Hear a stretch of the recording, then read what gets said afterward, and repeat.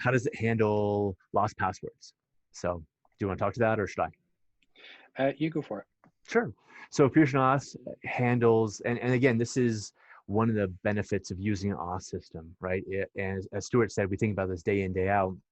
We've handled like 15 different workflows that you will eventually have to handle if you build your own authentication system. And lost password is obviously a primary one, and it's a great way to save money is to make that self-service.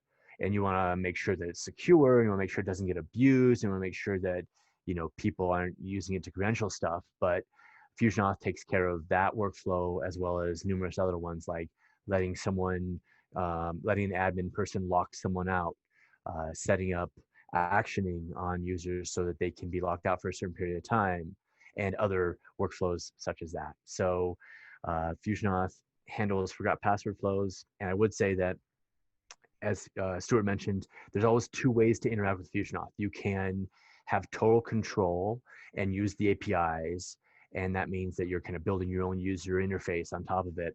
Or you can use FusionAuth's hosted login pages, which are very, very themable and can support multiple different languages and can basically be made to look and feel like your website, but they aren't actually on your website. They're hosted by FusionAuth, which is why we call them that. Anything to add about lost passwords? Yeah, from the developer perspective, again, it's as easy to trigger as, okay, we need to make a REST request to get a token that we can then authenticate, and we can either have FusionAuth send that email for us, or we can pull the tokens out and send the emails ourselves. When it comes to interacting with the user's API, when we request user data back, it's full of stuff around this kind of what the user status is.